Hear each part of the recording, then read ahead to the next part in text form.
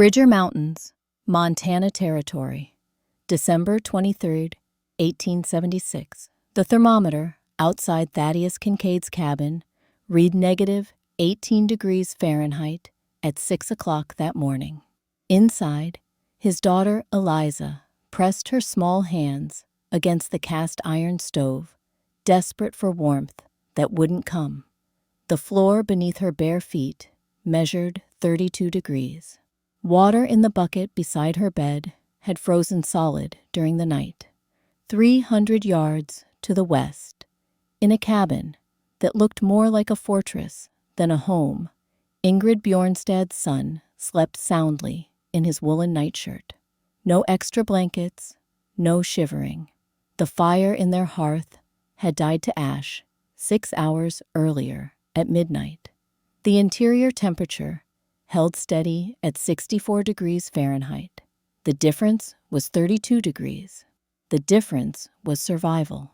But 2 months earlier, in November, when Ingrid Bjornstad had begun stacking river stone between double log walls, every man in the Bridger Valley settlement thought she'd lost her mind.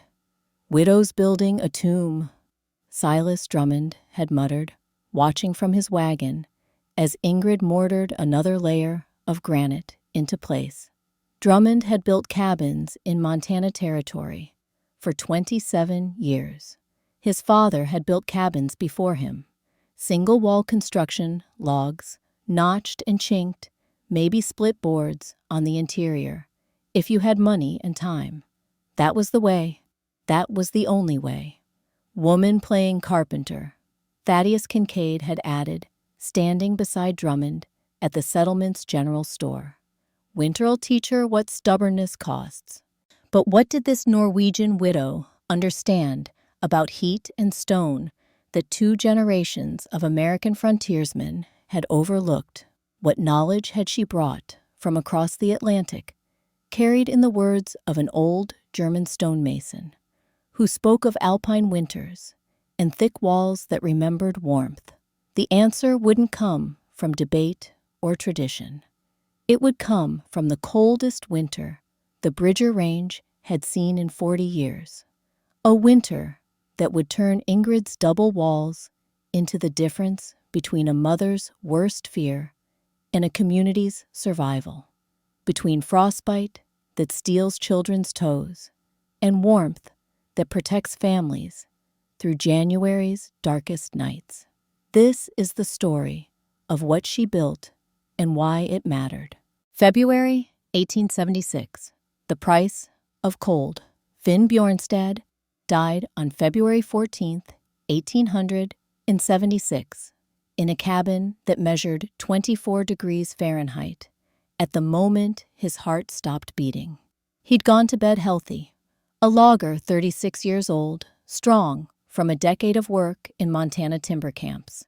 His wife, Ingrid, 34, had banked the fire at 10 o'clock, as she did every night. Standard procedure, standard cabin, single-wall construction, 12-inch pine logs, chinked with moss and creek mud. The same design every family in Bridger Valley used. By 2 in the morning, the fire had burned to coals. By 4, the coals were ash. By 6, when Ingrid woke to check on their son, Bjorn, the interior temperature had dropped to 26 degrees. Finn lay motionless beside her, his lips blue-gray, his skin cold as the February wind that found every gap in the chinking. Dr. Morrison would later write in his journal, heart failure likely induced by hypothermia. Interior cabin temperature, insufficient to sustain life during prolonged exposure. Third such death this winter in standard construction dwellings. Bjorn, their 6-year-old son, survived, but 3 toes on his left foot turned black from frostbite before the doctor could reach them through the February snow. Morrison amputated on the kitchen table while Ingrid held her son down, and Finn's body lay wrapped in canvas in the barn, waiting for ground soft enough to dig a grave. The settlement brought food. The women brought sympathy. The men brought wood and practical advice about remarriage, about widows with children needing protection, about how frontier life was hard, but that was just the way of things. No one brought answers about why a healthy man could freeze to death inside his own home while his family slept beside him. No one except Gustav Reinhardt. September 1876. The old stonemason's secret Gustav Reinhardt was 62 years old in the autumn of 1876. He'd come to Montana from Bavaria 21 years earlier during the first mining rushes and had built stone foundations and chimneys across the territory. His hands were thick with calluses, his back bent from decades of lifting rock, and he lived alone in a small cabin on the eastern edge of the settlement.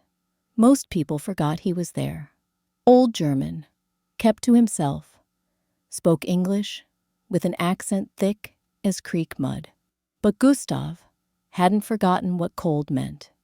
He'd grown up in the Bavarian Alps, where winter temperatures dropped to negative 30 degrees Celsius and stayed there for months, where families died if their homes couldn't hold heat through January nights that lasted 16 hours, where his grandfather had taught him to build Kachelufen, massive ceramic and stone stoves that could heat a room for 24 hours on a single firing.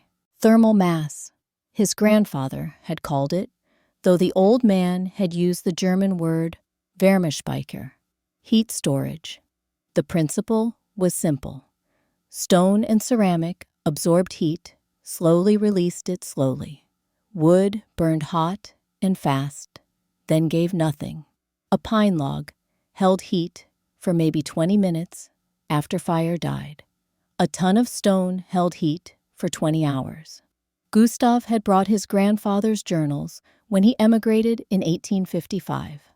Sketches of Kachelofen construction, measurements for stone walls, notes about convection and air circulation, written in careful German script.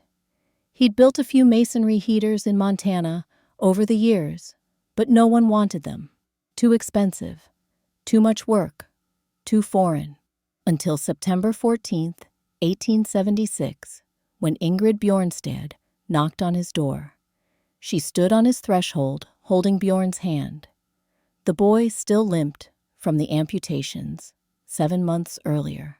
Gustav could see the grief carved into Ingrid's face, the kind of lines that came from watching your husband die and your child suffer, and knowing that both could have been prevented. "I need to build a cabin before winter," she said. Her English carried a Norwegian accent, each word precise and determined. "They say you know stone. They say you built in the old country. I need it to be warm. I need my son to keep his remaining toes." Gustav looked at the boy, looked at the widow, looked at the grief and the determination mixed together like mortar. "Come inside," he said. He spread his grandfather's journals across the table, showed her sketches of thick walls of stone, cores of thermal mass principles that Bavarian masons had understood for 300 years, explained how alpine cabins survived winters that made Montana look merciful.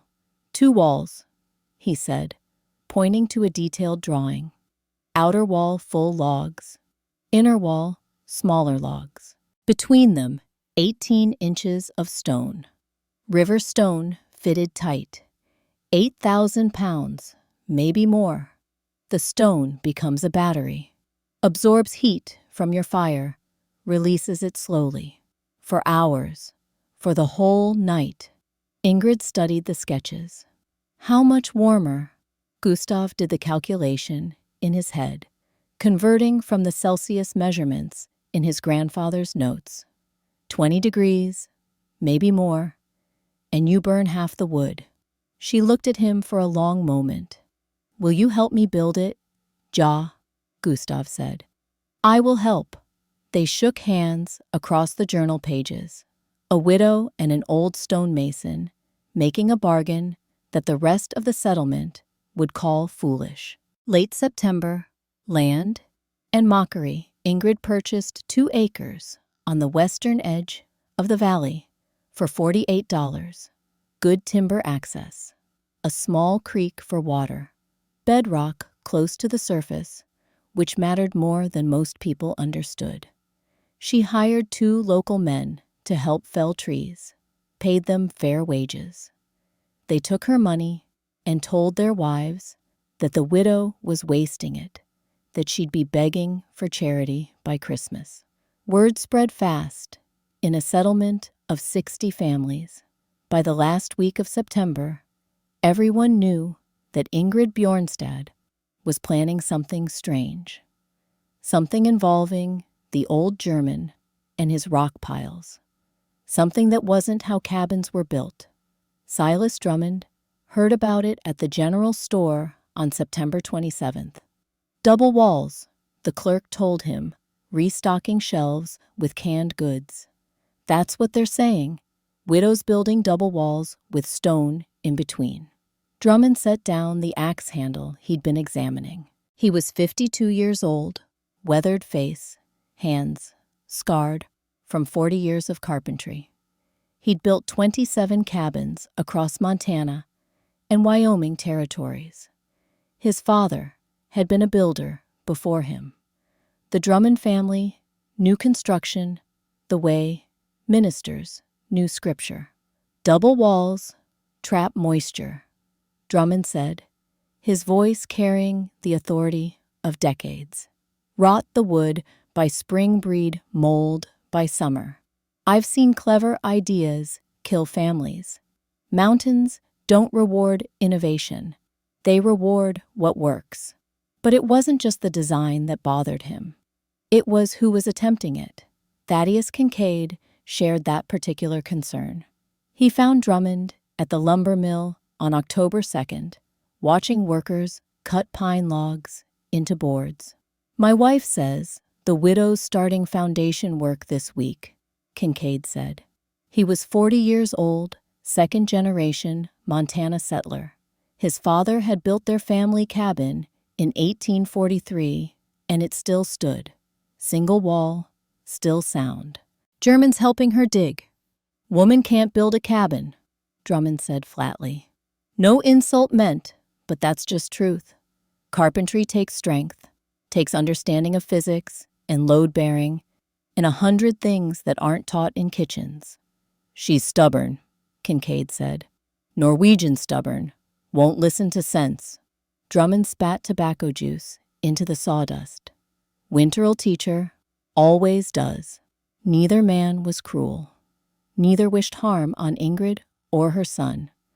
They simply knew what they knew, believed what they believed, and couldn't imagine that a widow with foreign ideas might understand something they'd missed.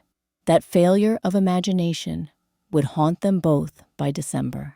October, digging deep. The foundation work began on October 5th. Ingrid and Gustav started digging at dawn. 4 feet deep, they'd decided. Down to bedrock. Most cabins sat on surface stones or shallow foundations, maybe 18 inches, if the builder was cautious. But 8,000 pounds of stone wall needed support that wouldn't shift or settle. The ground was hard.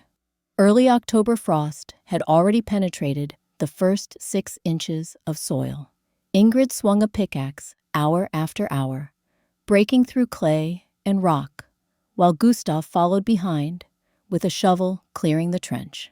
Bjorn brought them water from the creek, limping on his damaged foot, but determined to help. By October 8th, they'd completed the foundation trench on 3 sides, 12 feet by 16 feet interior space.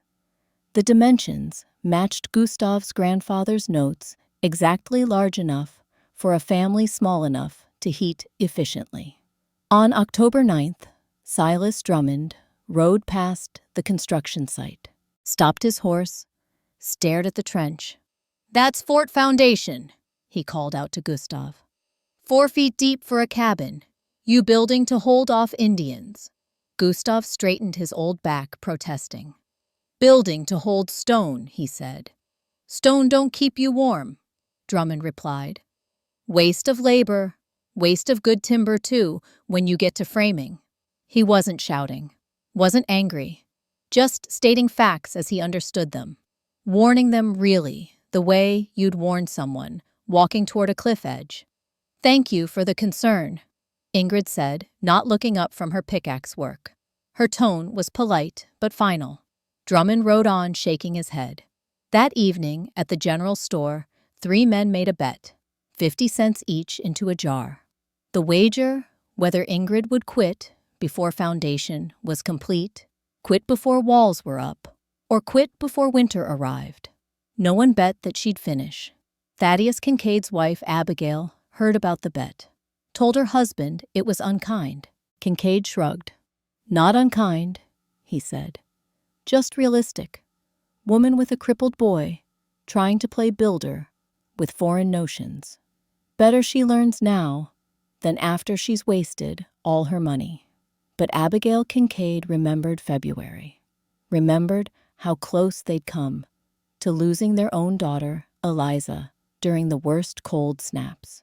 Remembered waking at 3 in the morning to check if the child was still breathing, if her lips were still pink, if frostbite had crept into fingers or toes during the night.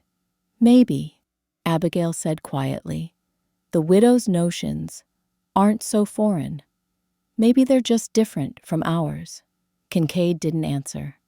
He was thinking about his woodpile, about how much he'd need to cut before November snow made logging impossible, about how every winter was a race between preparation and cold always seemed to win. Mid-October, stone foundation.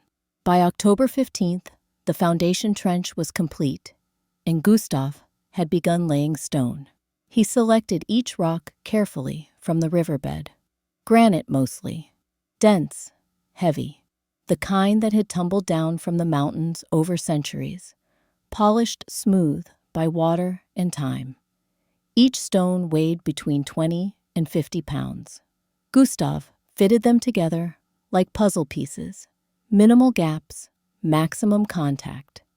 Used creek sand mixed with lime mortar to bind them.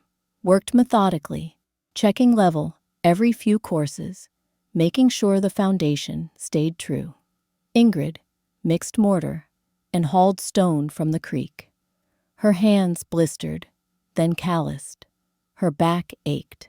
But she worked without complaint, without stopping, except to feed Bjorn lunch or check on him when he played near the creek. The settlement watched, some with curiosity, most with doubt. On October 19th, a stranger passed through the valley. Wagon merchant heading to Fort Bridger. Stopped to water his horses at the creek and saw Ingrid and Gustav working. "Building a castle, ma'am?" he asked, gesturing at the massive foundation. "Building a home," Ingrid replied. The merchant looked at Gustav. "You her husband." "Advisor," Gustav said. "Well," the merchant said, climbing back onto his wagon, "I admire determination, even when it's pointed the wrong direction." He left. Ingrid went back to mixing mortar. That night, alone, in her temporary shelter, a canvas tent beside the construction site, she wrote in her journal, by candlelight, October 19th, 1876, foundation 3/4 complete. Gustav says stonework is good, strong. Bjorn asks every day if the cabin will be warm. I tell him yes. I tell him his toes will be safe this winter. I tell him we will not be cold like last February. I pray I am not lying to my son. She didn't write about doubt. Didn't write about the voices in the settlement, about the men who thought she was foolish, about the very real possibility that she was spending her last money on a gamble that might fail. She only wrote about Finn, about how his lips had looked that February morning, about how she tried to warm him with her own body heat and failed, about how she'd failed to save 3 of her son's toes, about how she would never fail like that again. The candle burned down. Ingrid lay on her bedroll and listened to October wind in the pines. She could hear the creek running, carrying stones down from the mountains, the same stones she'd used to build her walls. Outside, the thermometer dropped to 28 degrees. First hard freeze of autumn. Winter was coming, and Ingrid Bjornstad had 6 weeks to finish what she'd started. Late October, walls begin to rise. The outer wall went up first. Full 12-inch pine logs, notched at the corners, with the dovetail joints Gustav had learned in Bavaria. Each log, carefully selected for straightness, for minimal knots, for the tight grain that came from slow-growth mountain timber. They raised the first course on October 23rd. Gustav had rigged a simple crane using a tripod of lodgepole pine and a block and tackle. Even so, each log required both of them working together, Ingrid on one end, Gustav on the other, lifting and positioning and checking for level. The work was slow. 2 courses per day maximum, but Gustav insisted on precision. Gaps lose heat, he explained, pointing to the tight chinking between logs. Every gap is money. Every gap is degrees. We build it right once, or we fail. By October 30th, the outer wall stood 5 courses high, just over 4 feet, high enough that passers-by could see the structure taking shape, high enough that it looked unusual, different, wrong. Silas Drummond came by on November 1st. This time, he brought Thaddeus Kincaid with him. They stood 15 feet from the construction, arms crossed, studying the walls. "That's double timber," Drummond said. "She's really doing it. Double walls." "Madness," Kincaid replied. "Waste of good logs." They watched as Gustav began laying the inner wall 18 inches inward from the outer wall, using smaller logs. The gap between the 2 walls yawned like an open mouth, 18 inches of empty space that seemed to mock every principle of cabin construction they understood. "That gap'll trap moisture like a swamp," Drummond called out. "You'll have rot and mold by spring. I've seen it before. Seen men try clever ideas. Mountains bury them all." Gustav paused in his work, looked at Drummond. The old stonemason's face was weathered, patient, carrying the kind of certainty that comes from surviving 62 winters, half of them in the Alps. "In Bavaria," Gustav said slowly, "we have a saying, der Berg verzeiht keine Fehler. The mountain forgives no mistakes, but the mountain also teaches.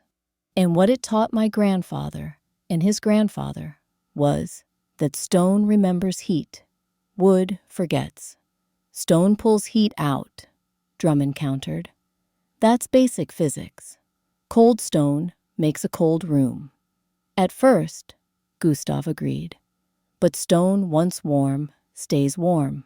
For hours. For the night. That is also physics." The 2 men stared at each other, both certain, both convinced by experience, both unable to imagine that the other might be right. Ingrid broke the silence. "We'll know by January," she said. "The mountain will teach us both." Drummond and Kincaid left, walked back toward the settlement together, discussing the waste they'd witnessed, the stubbornness of widows, the arrogance of old Germans who thought they knew better than American builders. Neither man was cruel. Neither hoped for failure. But both were absolutely certain that failure would come. They were wrong, but they wouldn't know it for 8 more weeks. Wouldn't know it until Christmas Eve morning, when temperature dropped to -22 degrees, and Thaddeus Kincaid would stand in Ingrid Bjornstad's cabin and realize that everything he'd thought he knew about heat and survival was incomplete. November arrived. The first snow fell on November 3rd, light dusting just enough to coat the ground and make the unfinished cabin walls look stark against the white landscape. Ingrid and Gustav worked faster. The outer wall reached 6 feet. The inner wall climbed to match, and between them, the 18-inch gap waited for stone. River stone. 8,000 pounds of granite and sandstone. Selected, sorted, ready to stack. The real work was about to begin, and winter was racing toward them like a freight train down a mountain grade. Early November, stone by stone. The stone filling began on November 5th, 1876. Gustav had marked the exact height on the inner wall with a charcoal line 7 feet from the foundation. Not arbitrary. That was the zone where human body heat radiated most during sleep and daily activity. Above 7 feet, the heat rose uselessly to the rafters. Below ground level, heat sank into earth that gave nothing back. 7 feet. 84 inches of thermal mass between 2 wooden walls. Ingrid hauled the first stones from the creek bed at dawn. Granite mostly, though Gustav insisted on mixing in sandstone at specific intervals. The granite was denser, 165 pounds per cubic foot. Sandstone ran lighter at 140 pounds, but held heat longer, released it more slowly. Granite is the muscle, Gustav explained, fitting a 40-pound river stone into place at the bottom course. Sandstone is the patience. We need both. Each stone had to touch its neighbors. Maximum contact, minimum air gaps. Gustav worked with the precision of a jeweler, testing each placement, rejecting stones that didn't fit perfectly, sending Ingrid back to the creek for better options. The work was methodical, exhausting. They managed perhaps 300 pounds of stone per day, which meant 26 days of work ahead of them. 26 days before winter, weather made construction impossible. Bjorn helped when he could, carrying smaller stones, mixing mortar in a wooden trough. His limp was pronounced in the cold mornings, a permanent reminder of last February's cost. On November 7th, Silas Drummond rode past again, stopped, watched Ingrid lift a 30-pound granite stone to waist height, position it carefully in the gap between walls. "You're wasting 3 cords of good timber on this experiment," Drummond called out. "That rock won't burn, won't keep you warm when January comes." Ingrid didn't look up. "Stone doesn't need to burn," she said. "It needs to remember." "Rock don't remember nothing," Drummond replied. "Rock just sits there, cold, and it'll make your whole cabin cold." Gustav straightened slowly, his back protesting. "Herr Drummond," he said, his accent thick, "have you ever built a Kasselofen, a masonry heater?" "Don't need German words for American problems," Drummond said. "Then have you ever touched a stone fireplace 3 hours after the fire dies?" Gustav pressed. "Still warm, Ja. That is memory. That is thermal mass. We are building a fireplace that surrounds you." Drummond shook his head. "I've built stone fireplaces for 30 years. Stone pulls heat out of a room if you're not careful. You're surrounding yourself with a heat sink. She'll be colder, not warmer." He meant it as a warning, as practical advice from a man who'd seen winters kill the unprepared. But Ingrid heard it as doubt, as the same dismissive certainty that said women couldn't build foreigners, didn't understand old ways, were the only ways. "January will teach us both," she said again. Her standard reply. Her only reply. Drummond rode on, but his words stayed in the cold November air like frost. Mid-November, rhythm and doubt, the pattern became routine. Dawn to dusk, 6 days a week. Sabbath rest on Sundays, more from exhaustion than piety. Ingrid's hands developed new calluses on top of old ones. Her shoulders grew harder. Her back learned to lift and carry weights that would have broken her 8 months earlier. November 10th, stone wall height 32 inches. Weight placed approximately 2,000 pounds. November 13th, height 48 inches. Weight 4,000 pounds. The structure began to look less like madness and more like something deliberate. Strange, yes. Unconventional, certainly, but built with undeniable precision. Thaddeus Kincaid brought his wife Abigail to see it on November 14th. Their daughter Eliza came too bundled in wool against the cold. The girl was 8 years old, bright-eyed, curious. She walked right up to the gap between walls, peered into the darkness where stone filled the space. "It's like a castle," Eliza said. "Like in the storybooks." "It's an experiment," Kincaid corrected. "An expensive one," but Abigail Kincaid stood quiet, studying the construction. She touched the inner wall, felt the precise notching, the tight chinking, looked at the stonework, the careful placement, the obvious skill in every course. "How much warmer?" she asked Ingrid. 20 degrees, Ingrid replied. "Maybe more." Abigail looked at her husband. She was thinking of February nights, of waking to check if Eliza was breathing, of the thermometer in their cabin that rarely climbed above 40 degrees during January cold snaps. 20 degrees means Eliza could sleep without fear, Abigail said quietly.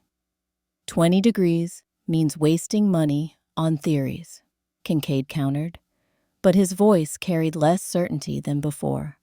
They left, walked home together, Eliza skipping ahead, her parents silent behind her.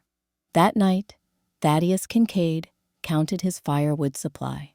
8 cords, stacked and ready, should be enough. Probably enough. Unless this winter was worse than usual. Unless the almanac predictions were right about Arctic air masses and prolonged cold. Unless his cabin built the right way, the proven way, somehow, wasn't enough. He pushed the thought away, grabbed his axe, and went to split more wood just to be safe. November 15th, the collapse. Gustav Reinhardt collapsed while mortaring the 42nd course of stone. Ingrid heard him fall. Turned from the log she was chinking to see the old stonemason on his knees, one hand pressed against the inner wall, the other clutching his chest. His breathing came in harsh, shallow gasps. "Gustav!" She ran to him, caught him before he toppled sideways into the mortar trough. His skin was gray. His forehead burned with fever. When he coughed, the sound rattled deep in his lungs, like stones tumbling down a cliff face. Bjorn ran for Dr. Morrison. The doctor arrived within the hour, examined Gustav in his small cabin, and delivered his verdict with the blunt honesty of frontier medicine.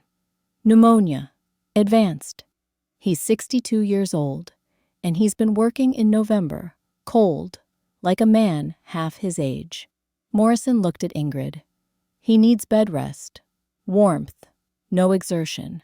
I'd say minimum 3 weeks recovery if he's lucky. 3 weeks. The cabin was 60% complete. Stone wall reached 5 feet 4 inches. Still needed 20 inches of height, another 2,000 pounds of stone, plus all the roof work, door fitting, window. Installation final chinking. And winter was 2 weeks away, maybe less. Gustav tried to sit up. "I can work." "You can die," Morrison interrupted. Pneumonia kills, especially old men who won't rest. You work, you die. That's simple. Ingrid helped Morrison get Gustav into bed, brought him water blankets, made him promise to stay put. The old stonemason's face held grief and frustration in equal measure. I failed you, Gustav whispered. You taught me, Ingrid replied. Now rest. Let me finish.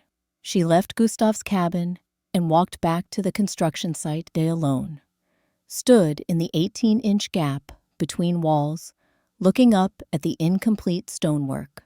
20 inches remained. Approximately 2,000 pounds of granite and sandstone, plus all the structural work that required 2 people, roof beams, ridgepole, rafter placement. The sun was setting, temperature dropping. First real snow was predicted within days. Ingrid Bjornstad was 34 years old, a widow, mother of a crippled son, attempting to complete construction that every experienced builder in the territory said was impossible, even with help. She picked up a 35-pound granite stone, started building. Late November alone. The next 6 days would later stand in settlement memory as proof of what desperation and determination could accomplish when mixed in equal proportions. Ingrid worked 14-hour days, dawn until full dark, sometimes later, by lantern light when the moon was bright enough to see. She moved stone from creek to wall in loads that shouldn't have been possible for a woman of 130 pounds, lifted rocks that weighed a third of her body weight, mortared and fitted and checked level and corrected and mortared again. Bjorn brought her food. She ate standing up, one hand still placing stone. Brought her water. She drank without stopping work. The boy watched his mother with a mixture of awe and fear, understanding somehow that everything, their warmth, their survival, their future, depended on these walls rising before the snow came. November 17th. Stone height 66 inches. 14 inches remained. The women at the general store heard about Gustav's illness. Started a new round of gossip, this one tinged with something closer to concern than mockery. She can't possibly finish alone. Woman shouldn't try. Pride goes before a fall. Someone should offer to help, but no one did, because helping meant endorsing the design, meant putting your reputation behind foreign ideas and double walls and thermal mass theories that contradicted everything frontier builders understood. Silas Drummond heard about Gustav's collapse on November 18th, rode out to the construction site that afternoon, found Ingrid on a ladder, positioning stones in the top courses of the wall, working alone. Widow Bjornstad, he called up to her. Gustav's sick. Winter's here. You can't finish this. Watch me, Ingrid said. Placed another stone. Packed mortar around it. I'm offering help, Drummond said. Not charity, not mockery, real help. I can bring a crew. We'll finish your cabin. Proper single-wall construction. You'll be moved in before snow flies. Ingrid climbed down the ladder, looked Drummond in the eye. Her face was gaunt from exhaustion, hands bloody from stonework, but her voice was steady. Proper construction killed my husband. Proper construction took my son's toes. I'm building different because different means alive. You're building strange because you're stubborn. Maybe, Ingrid said. But I'm building. She climbed back up the ladder. Drummond watched her place 3 more stones, then shook his head and rode away. That night, alone in his own cabin, Drummond told his wife about the encounter, about the widow's refusal, about her bloody hands and exhausted face and absolute determination. She's going to fail, Drummond said, and when January comes, she'll freeze. and I'll feel responsible for not stopping her. His wife, Sarah, was quiet for a long moment. Then, or maybe she'll succeed, and you'll feel something worse. What's worse than feeling responsible for someone's death? Feeling foolish for doubting their life. Drummond didn't answer, stared at the fire in their hearth, watching heat that would disappear within 2 hours of the flames dying, wondering what it meant that a widow with foreign ideas was willing to bet everything on stones, remembering heat. November 21st, the 3-day burn. The stone wall reached 7 feet on November 20th, complete. 8,200 pounds of granite and sandstone, fitted tight from foundation to roofline, spanning the entire 18-inch gap between inner and outer log walls.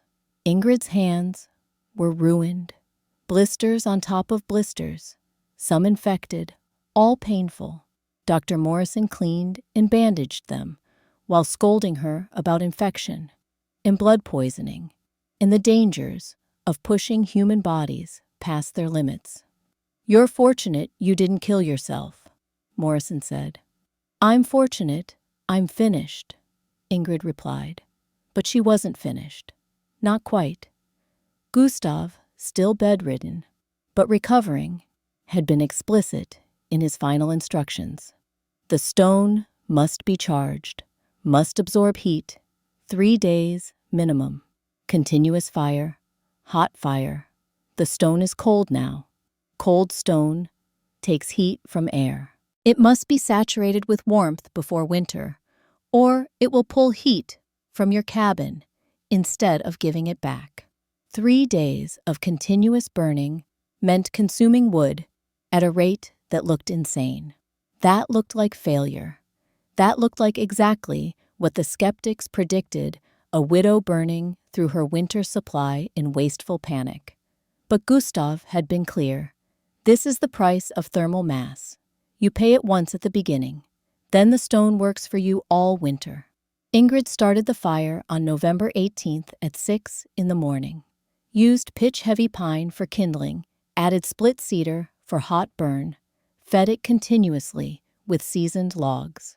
The fire was massive, unnecessary, extravagant. By noon, smoke poured from her chimney in a thick column visible across the valley. Thaddeus Kincaid saw it from his own woodpile, shook his head. Burning through everything already. Predicted that. Silas Drummond saw it from the general store. Told the clerk, she'll be out of fuel by Christmas. Then she'll learn. The fire burned through November 18th, through the 19th, into the 20th, 72 continuous hours of flames. The chimney never stopped smoking. Ingrid fed the fire every 2 hours, day and night, sleeping in brief intervals between stoking. She burned through 1.5 cords of wood in 3 days, more than most families burned in a week. Josiah Caldwell, passing by with a hay wagon on the 20th, stopped to stare at the smoke. He was 32 years old, a farmer, with a pregnant wife, and worry carved deep into his weathered face. "Burning like a fool," he said to his wife Louisa. "She'll freeze in January." But inside the cabin, something was happening that none of them understood. The stone walls were warming. Not just surface temperature that happened quickly, but deep warming. Thermal saturation. 8,000 pounds of granite and sandstone, absorbing heat energy, storing it in molecular bonds, reaching equilibrium temperature throughout the entire mass. Gustav had calculated it based on his grandfather's notes. Granite had a specific heat capacity of 0.19 BTU per pound per degree Fahrenheit. 8,000 pounds of granite heated from 40 degrees to 140 degrees absorbed 152,000 BTUs of energy. That energy didn't disappear. It stayed in the stone, ready to release slowly, over hours, over days, keeping the cabin warm long after fires died. But you couldn't see it, couldn't prove it, not until winter came and temperature dropped and the test became real. On November 21st, after 72 hours of burning, Ingrid let the fire die down to coals, banked it carefully, touched the interior stone wall. It was warm, not hot, not uncomfortable, just warm, like a living thing that held heat and gave it back gradually.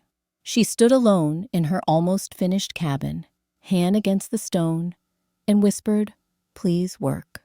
November 22nd. The thermometer breaks.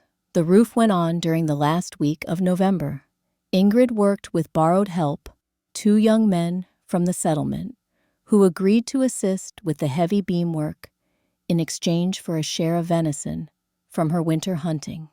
The ridgepole went up on November 23rd, rafters on the 24th, shake shingles from the 25th through the 27th. On November 22nd, while chinking the final gaps around the window frames, Ingrid dropped her thermometer. The glass tube shattered against the stone foundation, mercury scattering into silver beads that disappeared between the rocks. She stared at the broken instrument. That thermometer had been Finn's, had come across the Atlantic from Norway, had measured every Montana winter they'd survived together, and the one he hadn't. Now it was gone. Gustav, visiting the construction site for the first time since his collapse, leaned heavily on a walking stick and watched Ingrid sweep up the glass fragments. "In Bavaria," Gustav said quietly, "my grandfather told me that thermometers lie. They tell you numbers, but numbers are not warmth. Your skin knows warmth. Your son's toes know cold. Trust what you feel, not what Mercury says." "I wanted to measure," Ingrid said. "Wanted proof." "You will have proof," Gustav replied. "In January, when your neighbors have numbers that say they should be warm, but they shiver, and you have no numbers, but you sleep soundly." Ingrid gathered the last of the glass, threw it away. She would face winter without measurements, without data, with nothing but Gustav's Bavarian traditions and her own desperate hope that stone truly did remember heat. The cabin was complete on November 28th. Door hung, windows fitted with oiled paper, chinking finished, roof sealed. Interior bare, but functional. A cast iron stove, a table, 2 beds, hooks for hanging clothes. Ingrid and Bjorn moved in on November 29th. That night, with temperature at 26 degrees outside, they lit a small fire in the stove. Let it burn for 3 hours. Let it die to coals at 9 o'clock. By midnight, with no fire burning, the interior temperature, measured only by the warmth they felt against their skin, remained comfortable. Not cold, not requiring extra blankets. Bjorn slept soundly, didn't shiver, didn't curl into a tight ball seeking warmth, just slept the way children should sleep, safe and warm. Ingrid lay awake in the darkness, hand against the stone wall beside her bed. The stone was still warm, still giving back the heat it had absorbed during the evening fire. "Thank you," she whispered to the stone, to Gustav's grandfather, to the Bavarian masons who'd understood thermal mass 300 years ago, to the desperation that had driven her to build something different, to the mountain which was about to test whether different meant alive. December 1st through 17th, the calm. The first 2 weeks of December were cold but manageable. Standard Montana winter. Daytime temperatures in the 20s, nights dropping to 10 or 15 degrees. Nothing unusual, nothing dangerous. Ingrid kept careful notes in her journal about fire management and warmth. Lit her stove each morning at 6. Let it burn until 10 in the evening. 4 hours. Moderate fire. Not the massive blazes her neighbors maintained. She burned approximately half a cord of wood per week, maybe less. Her neighbors, Drummond, Kincaid, Caldwell, the others burned 2 or 3 cords per week. Constant fires. Continuous feeding, fighting cold that seeped through single-wall construction and disappeared into the December night. But the real test hadn't come yet. This was normal winter, survivable winter, the kind that killed the careless or unlucky but spared the prepared. On December 15th, the almanac predictions started circulating through the settlement. Old-timers studied clouds and wind patterns, checked the thickness of animal fur and tree bark, watched birds migrating south in unusually large flocks. "Bad winter coming," said Harold Pritchard, the settlement's oldest resident at 73. "Worst since 36, maybe worst in 40 years. Arctic air coming down from Canada. Could stay for weeks." The men increased their woodcutting. Families checked their food supplies, prepared for what was coming. On December 17th, the temperature at dawn was 14 degrees. By noon, it had dropped to 8 degrees. By sunset, 4 degrees. The wrong direction. Temperature shouldn't drop throughout the day. That meant weather systems moving in, meant pressure changes, meant something big approaching. That night, Silas Drummond stood outside his cabin and watched the northern sky. No aurora, just darkness, and this kind of cold that meant Arctic air masses settling in above them. He went inside, fed his fire, burned through 3 logs in 4 hours just to keep the cabin at 42 degrees. "Going to be bad," he told Sarah. "Real bad." "The widow?" Sarah asked. Drummond shook his head. "She'll freeze. No way those double walls work in real cold. Physics won't allow it.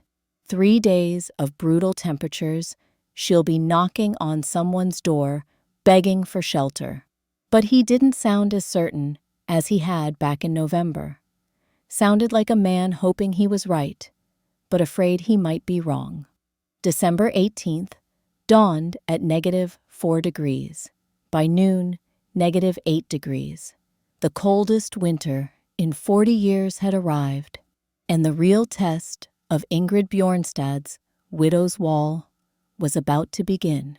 December 18th to 23. The plunge. December 18th, 1876. The mercury dropped like a stone down a well. 14 degrees at dawn. Cold enough to see your breath indoors in poorly insulated cabins. Cold enough to require constant fire feeding through the night. But survivable. Montana settlers had seen worse. By noon, -4 degrees. That was when people started to worry. Temperature shouldn't fall during daylight hours. Sunlight, even weak December sunlight, should warm the air a few degrees. When temperature dropped through the day, it meant Arctic air masses settling in from Canada, pushing everything warmer south and east, leaving only the killing cold behind. By sunset, -12 degrees. The wind rose with the temperature drop. Not the usual mountain breeze, but something harder, meaner. Wind that found every gap in chinking, every loose shake shingle, every place where human construction met the indifference of nature. Wind chill made it feel like -30 degrees. Livestock died in their barns that night. Cattle and horses that should have been protected by walls and hay found frozen the next morning, despite every precaution. Water buckets brought inside cabins turned to solid ice within an hour. The cold wasn't just uncomfortable, it was predatory. In his cabin, Silas Drummond fed his fire through the night. Every 2 hours out of bed, add logs, wait until the flames caught strong, back to bed. His cabin interior struggled to maintain 45 degrees at chest height. At floor level, where his grandchildren slept on pallets, the temperature hovered around 38 degrees. He burned through a third of a cord in 12 hours. Unsustainable pace. But what choice existed? December 19th dawned at -18 degrees. The sun rose into a sky so clear and blue it looked brittle. No clouds, no moisture, just crystalline air that hurt to breathe and sunshine that provided light without warmth. The kind of cold that the Lakota called the air that bites, and the Blackfeet called when breath becomes ice. Temperature climbed to -16 degrees by afternoon. 2 degrees of warming, meaningless. Thaddeus Kincaid stood in his cabin at noon, watching his daughter Eliza play near the stove. The girl wore 2 wool sweaters, thick stockings, a knitted cap. Inside, at midday, with the stove burning full. "Abigail," he said to his wife, "how much wood do we have left?" "8 cords when winter started," she replied, stirring a pot of stew on the stovetop. "Maybe 6 cords left now." Kincaid did the mathematics. 10 weeks of winter remaining. 6 cords of wood. They were burning through supplies faster than planned. Much faster. "We might need to buy emergency cord," he said. "At what price?" Abigail asked. "December, prices are double. January prices are triple." They both knew families who'd frozen because they couldn't afford emergency fuel. Knew children who'd developed frostbite because parents chose between feeding fires and feeding families. "We'll manage," Kincaid said. But he was already thinking about which furniture could be burned if wood ran out. The spare bed frame, the dresser, the chairs they could live without. December 20th arrived at -22 degrees. That was the breaking point, the temperature where human habitation became human endurance, where cabins built the standard way, the proven way, stopped being shelter, and became just slightly warmer places to die. The wind stayed constant, 15 miles per hour, gusting to 25. Wind chill made it feel like -45 degrees. Exposed skin froze in under 5 minutes. Fingers and toes lost feeling in 10. And inside the cabins, families fought a losing battle against physics. December 23, when cold becomes crisis. 3:15 in the morning. December 23rd. Thaddeus Kincaid woke to the sound of his daughter crying. Not the normal sounds of a child waking from a bad dream, the desperate crying that came from pain. He was out of bed before his eyes fully opened, crossing the dark cabin toward Eliza's pallet by feel. The fire had burned down to coals. The cabin interior was profoundly cold, cold enough that Kincaid could see his breath in the darkness, cold enough that the floor hurt to stand on barefoot. "Eliza, what's wrong?" "My feet hurt, Papa. They hurt so much." Abigail was there with a candle. The light revealed Eliza curled on her side, both hands wrapped around her feet, tears streaming down her face. When Abigail pulled back the wool blankets and the girls' stockings, they both saw what they'd feared. Eliza's toes were blue-purple, all of them, the color of deep bruising of tissue, dying from lack of blood flow. Frostbite. Advanced frostbite. Inside a cabin, while a family slept, Abigail's hands shook as she wrapped Eliza's feet in warmed cloths. Thaddeus fed the fire desperately, burning through wood, trying to raise the temperature. The thermometer on the wall read 28 degrees Fahrenheit. 28 degrees. At floor level, where children slept, it was probably closer to 24 degrees.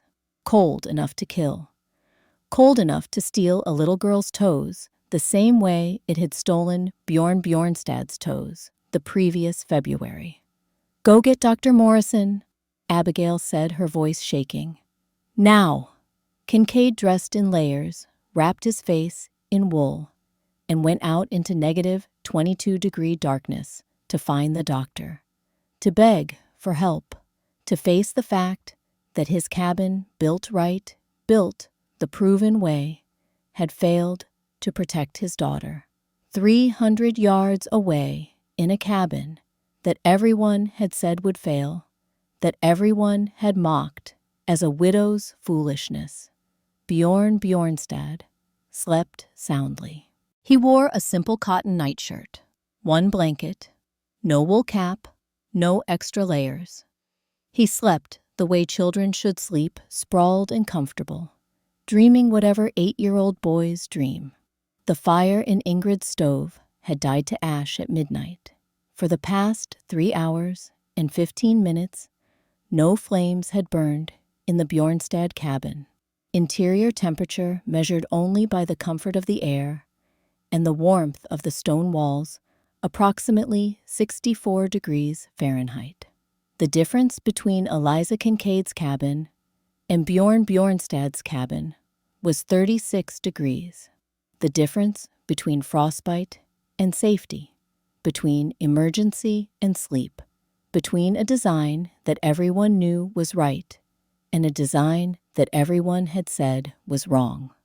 The stone walls that Ingrid had built, 8,200 pounds of granite and sandstone, fitted tight in an 18-inch gap between double log walls, were releasing the heat they'd absorbed during yesterday's fire, slowly, gradually, at a rate of approximately 2 degrees per hour.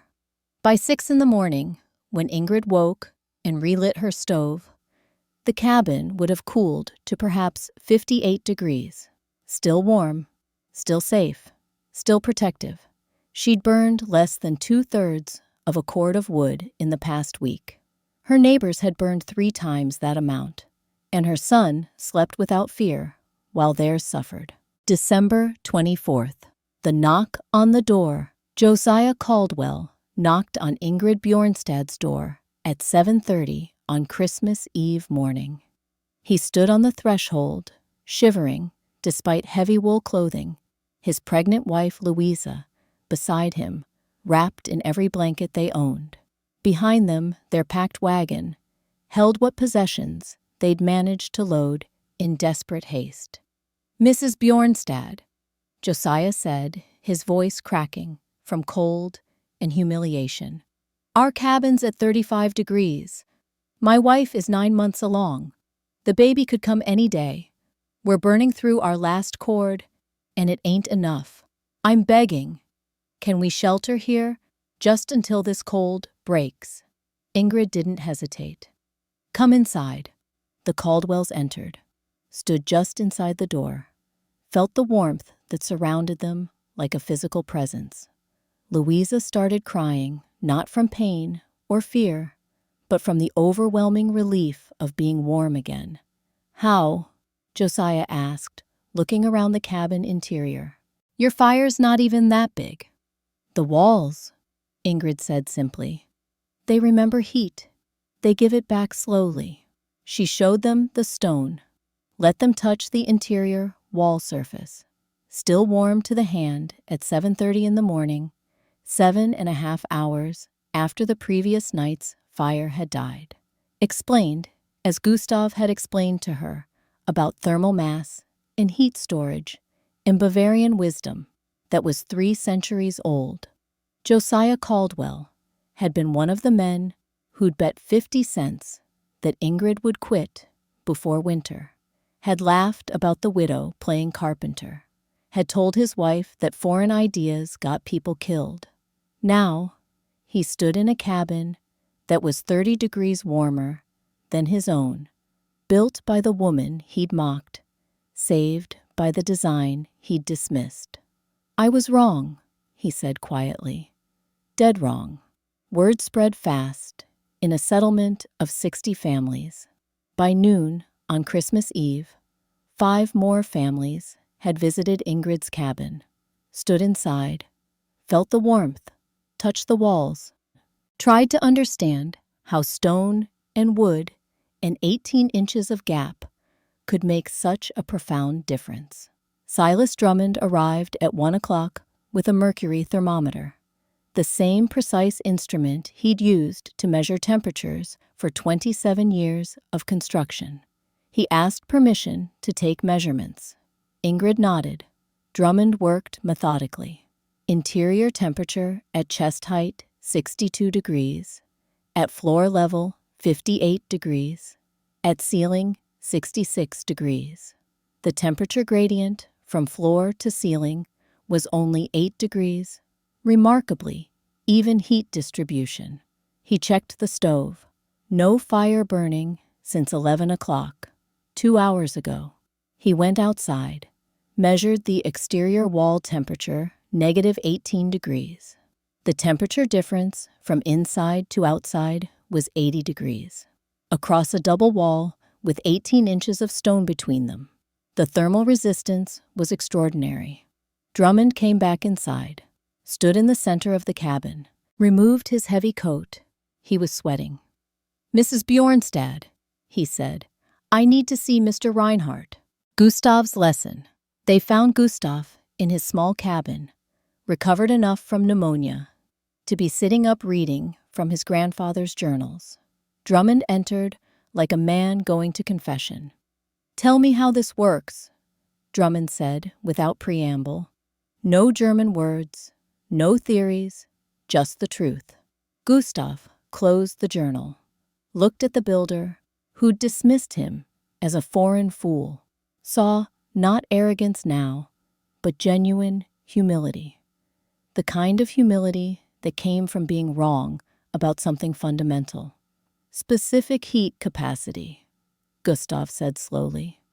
"Every material holds heat differently. Wood, pine, spruce, cedar has low heat capacity. Burns hot, releases heat fast, holds nothing. By morning, all warmth gone." "I know wood," Drummond said. "That's why we burn constantly. But stone," Gustav continued, "has higher heat capacity. Granite sandstone, they absorb heat slowly, release it slowly. 1 pound of granite heated 1 degree stores 0.19 BTU. "Doesn't sound like much, Ja." Drummond nodded. "But 8,000 pounds of granite," Gustav said, "heated 100 degrees, stores 152,000 BTU.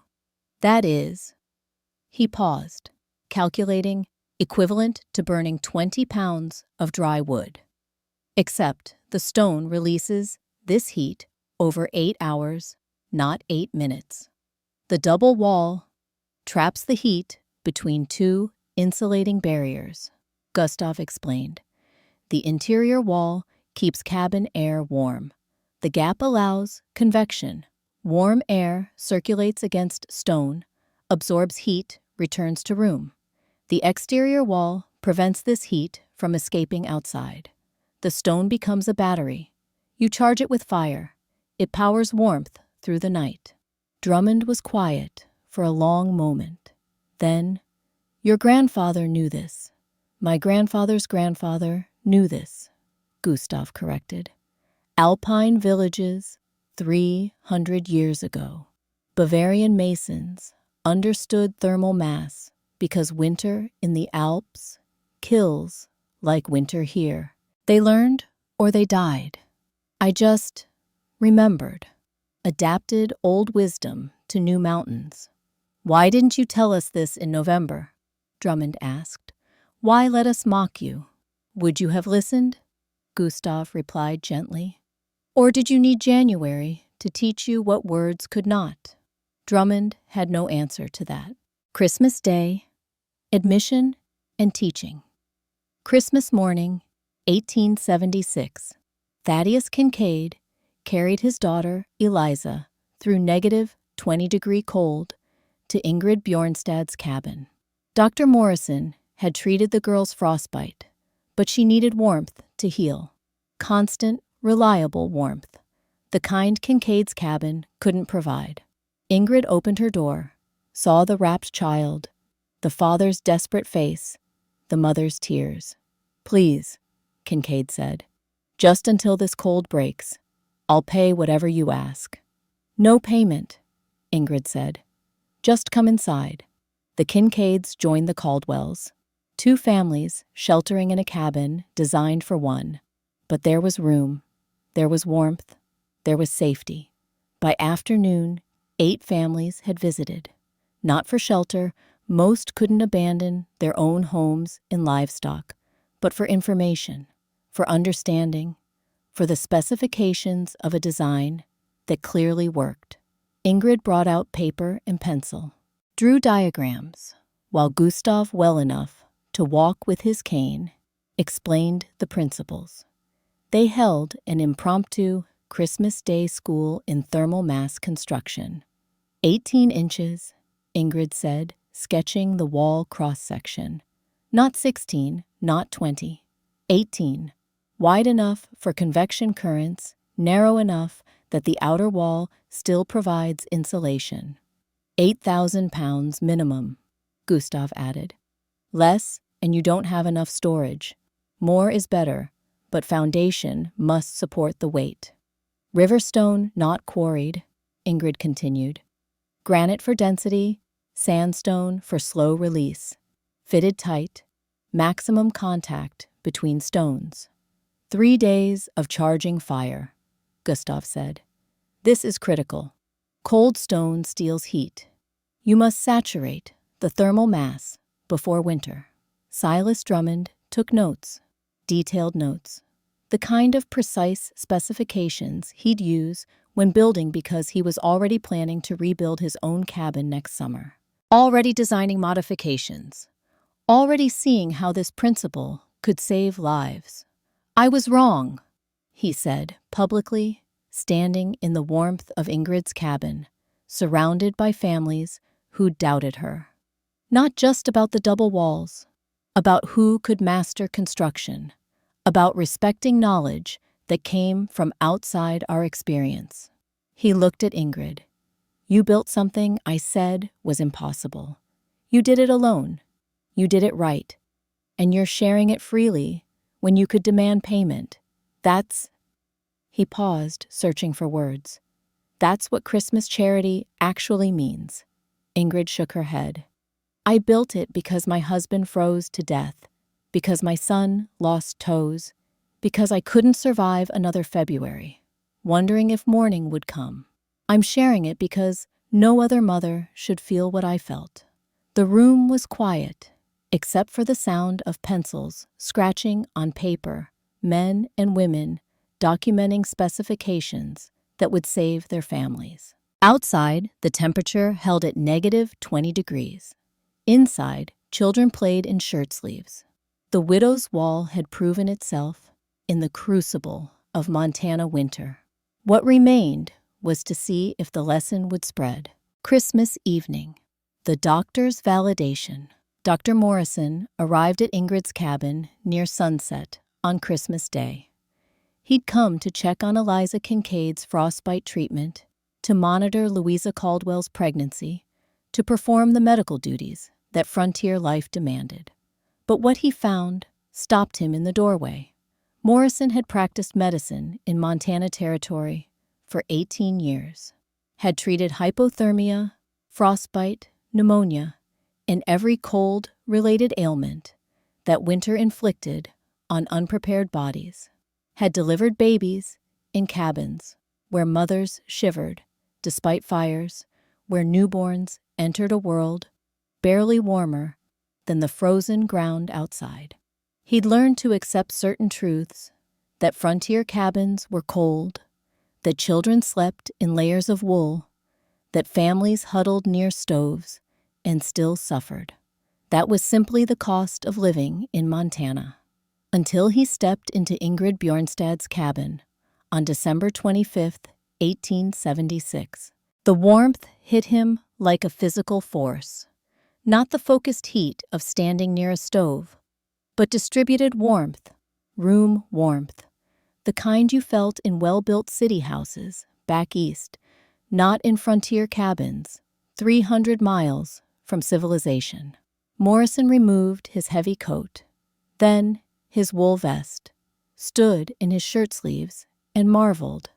"Mrs. Bjornstad," he said slowly, "I've been inside every cabin in this valley, delivered babies, treated illness, measured temperatures. This shouldn't be possible." He pulled his medical thermometer from his bag, the same instrument he used to measure patients' fevers, held it at chest height, waited 3 minutes for mercury to stabilize. 63 degrees Fahrenheit. Morrison checked his watch. 5:47 in the evening. Asked Ingrid, "When did you last tend the fire?" 2 o'clock, Ingrid replied. "Nearly 4 hours ago." The doctor stared at the thermometer, at the stone walls, at the families sheltering comfortably in a space that should have been dangerously cold. "I need to understand this," Morrison said, "medically, because what you've created here isn't just comfort, it's life-saving. Louisa Caldwell is going to deliver within days. In her own cabin at 35 degrees, that baby's survival would be uncertain. Here," he gestured around the warm interior, "the infant has actual odds." Gustav, sitting by the window, spoke up. "Doctor, you understand human body temperature, jaw, 98.6 degrees. Morrison nodded. "A newborn cannot regulate temperature well," Gustav continued. "Needs external warmth. In cold cabin, baby loses heat faster than body can make it. But in room that stays 60 degrees or higher, even without fire, the infant is protected." "How long will this warmth last?" Morrison asked. "Another 4 hours minimum," Ingrid answered. "Stone releases slowly. By 10 o'clock tonight, maybe 55 degrees. I relight fire, and by midnight, we're back to 65. Morrison did the calculation in his head. A cabin that maintained 55 to 65 degrees with only 2 fires per day versus traditional cabins that struggled to reach 45 degrees with continuous burning. The medical implications were staggering. "How many lives would this save?" Morrison asked quietly, more to himself than to the room. "How many cases of frostbite, hypothermia, pneumonia from prolonged cold exposure? How many infants lost to temperature shock in the first hours of life?" He looked at Silas Drummond, who stood taking notes in the corner. "Mr. Drummond, I'm a doctor, not a carpenter, but I'm telling you professionally, this design should be standard construction. What I'm seeing here is preventive medicine built into the walls." Drummond met the doctor's eyes. "I know," he said simply. "I'm already planning 9 cabins for next summer." Morrison examined Eliza Kincaid's toes. The tissue was damaged, the frostbite severe, but the warmth of Ingrid's cabin was aiding recovery. He checked Louisa Caldwell's conditioned mother, an unborn child, both stable, both benefiting from the consistent temperature. Before he left, Morrison stood at the door and addressed everyone gathered. "I have been wrong about many things in my medical career. Wrong about treatments, wrong about diagnoses. But I've never been more wrong than dismissing this cabin as experimental foolishness. Mrs. Bjornstad, Mr. Reinhardt, you've built something that saves lives. That's medicine. That's what matters." He put his coat back on, stepped into the negative 20-degree night, and walked home, wondering how many winters had killed people who might have lived if someone had thought differently about walls and stone and heat. January through March, the winter that taught, the cold held through January. Not every day at negative 20, but cold enough, sustained cold. The kind that tested every cabin, every family, every assumption about warmth and survival. The data, meticulously recorded by Silas Drummond, starting Christmas Day, told a story that numbers made undeniable. Ingrid Bjornstad's cabin. Average interior temperature during nighttime, hours 62 degrees. Wood consumption per week, 1.2 cords. Family status, healthy. Comfortable, no cold-related injuries. Thaddeus Kincaid's cabin.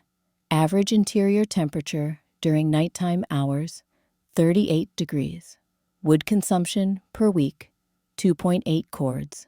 Family status, daughter recovering from frostbite with permanent toe damage. Silas Drummond's cabin. Average interior temperature during nighttime hours, 42 degrees. Wood consumption per week, 2.4 cords. Family status, healthy but exhausted from constant fire maintenance. The temperature difference ranged from 20 to 24 degrees warmer in the thermal mass cabin. The wood consumption was 57% lower than Kincaid's, 50% lower than Drummond's. The comfort difference was immeasurable, but obvious to anyone who spent 5 minutes in each cabin. But beyond the numbers, beyond the measurements and data and scientific validation, there was a simpler truth. Eliza Kincaid lost 2 toes to frostbite. Bjorn Bjornstad, who'd already lost 3 toes the previous year, kept all his remaining digits safe. That was the real measure. That was what mattered. On January 9th, Louisa Caldwell gave birth to a healthy daughter inside Ingrid's cabin. The baby entered the world at 64 degrees, was washed and swaddled in warmth, and spent her first nights in temperature that protected rather than threatened. Dr. Morrison documented it as the first winter birth in his Montana practice where hypothermia wasn't a primary concern. They named the girl Ingrid. Louisa Caldwell insisted. By February 1st, when the worst of the cold finally broke, 17 families had requested detailed construction plans for the next building season. Drummond committed to helping construct 9 cabins that summer, using his crews and reputation to validate the design. Gustav, fully recovered, agreed to supervise stonework and ensure quality. And Ingrid Bjornstad, who'd been mocked as a widow playing carpenter, who'd been told that women didn't understand physics or construction, became the community's foremost expert on thermal mass design. She charged $5 per day for consultation, fair wages for specialized knowledge. She earned more in March than Finn had earned in the best lumber months. Used the money to buy more land, plant a larger garden, secure her family's future. March ended with the first genuine thaw. Snow melting from rooftops. Creeks running high with winter runoff. The settlement survived. Not without casualties. 3 elderly residents died from cold-related illness families in poorly built cabins that couldn't maintain safe temperatures, but fewer deaths than the previous harsh winter. And 0 deaths in the cabins that had adopted Ingrid's fire management strategies even before they could rebuild with stone walls. Eliza Kincaid learned to walk with 8 toes. The scars would be permanent. The limp would fade, but never fully disappear. She was a living reminder of what happened when tradition met brutal cold, and tradition proved insufficient. Summer 1877, the building season. Construction began in June. 9 cabins built by crews under Silas Drummond's supervision with Ingrid Bjornstad, consulting, and Gustav Reinhardt, training apprentice stonemasons. The work was systematic.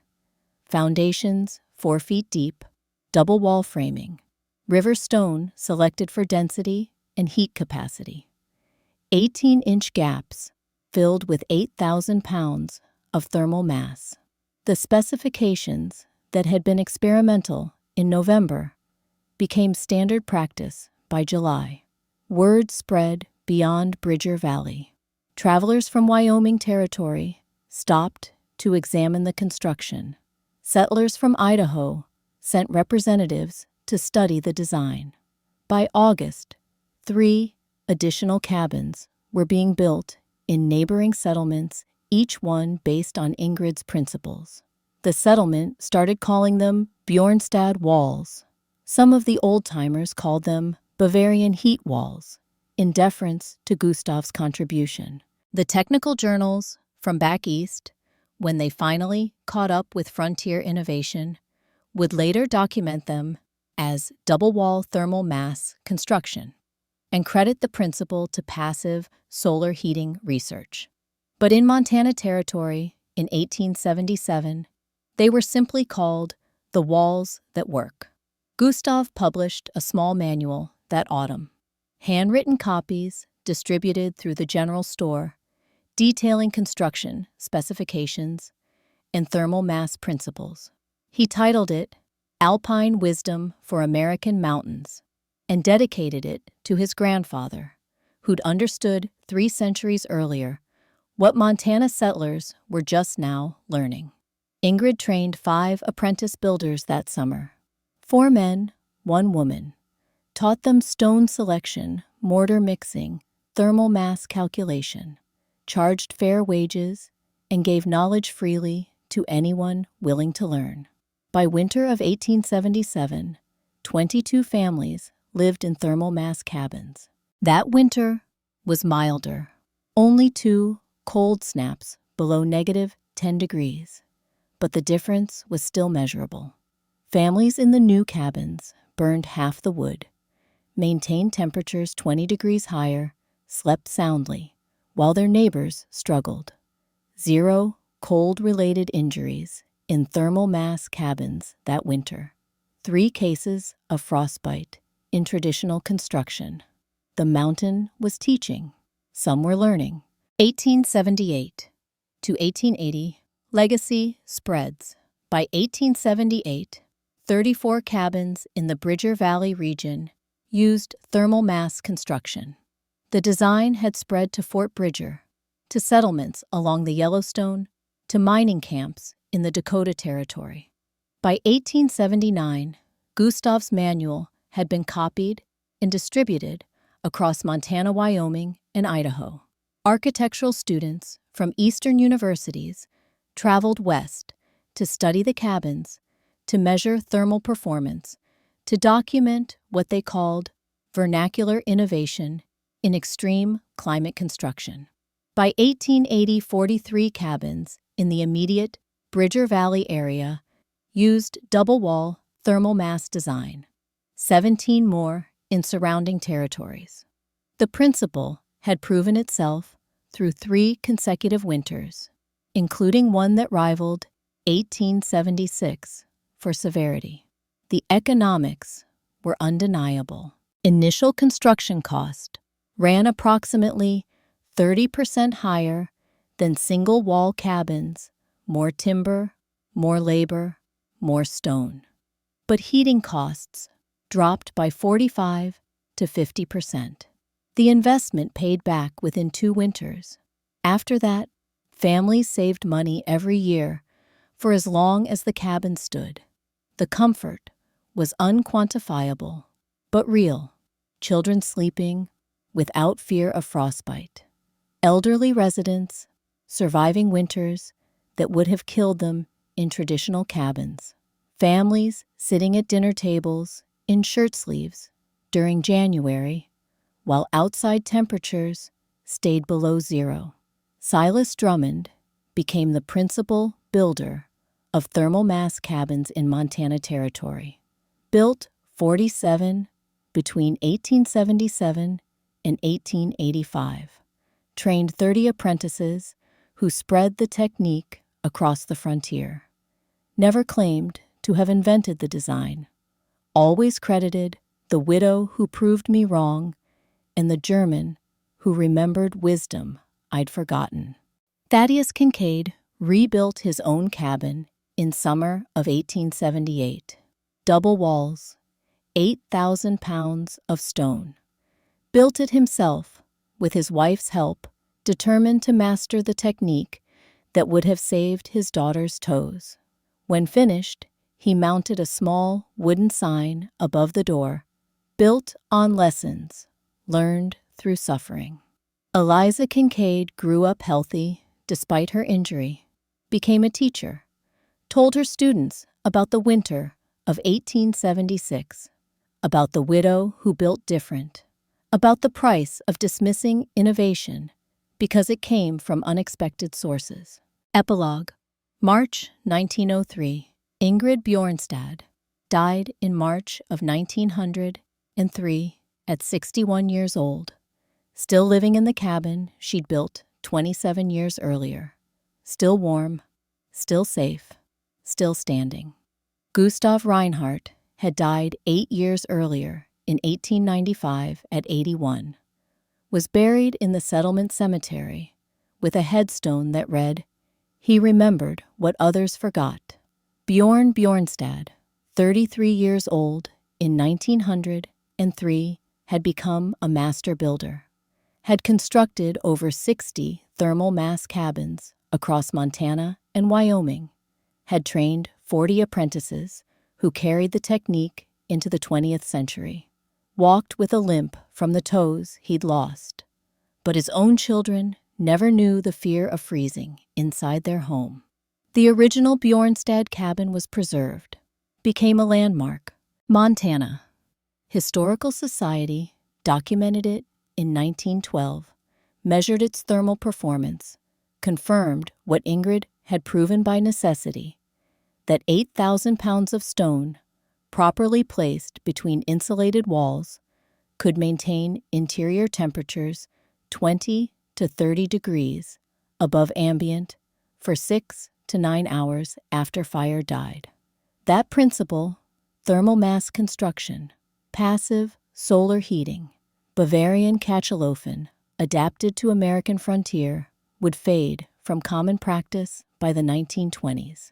Cheap lumber and modern insulation made the technique seem obsolete.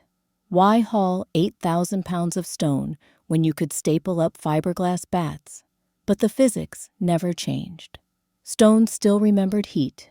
Wood still forgot. And in the 21st century, when engineers rediscovered passive solar design and thermal mass heating, they were learning again what Ingrid Bjornstad and Gustav Reinhardt had known in 1876. What a Norwegian widow understood about survival. What a Bavarian stonemason remembered from his grandfather's journals. What Montana winter taught to those willing to learn that wisdom often comes from unexpected sources. That old knowledge can solve new problems. That the difference between freezing and thriving sometimes comes down to being willing to build different. To trust that stone properly used remembers warmth the way mountains remember snow. To understand that survival isn't about fighting cold. It's about storing heat, about slowing its escape, about building walls that give back what they've been given slowly through the longest nights of winter. The Widow's Wall stands today, a testament not to innovation, but to adaptation, not to genius, but to necessity, not to one woman's triumph, but to a community's willingness eventually to learn. The mountain teaches those who listen. Ingrid Bjornstad listened, and because she did, families survived who might have frozen. Children kept toes that might have blackened. Winters became survivable that might have killed. That was her legacy, not the walls themselves, but what the walls represented. That sometimes the foolish idea is the wisest one. That sometimes the person everyone doubts is the person everyone needs. That sometimes, in the coldest winter warmth, comes from the places we least expect. From double walls and river stone, from thermal mass and Bavarian wisdom, from a widow who refused to freeze, and from a community that finally learned to build different, because different in the end meant alive.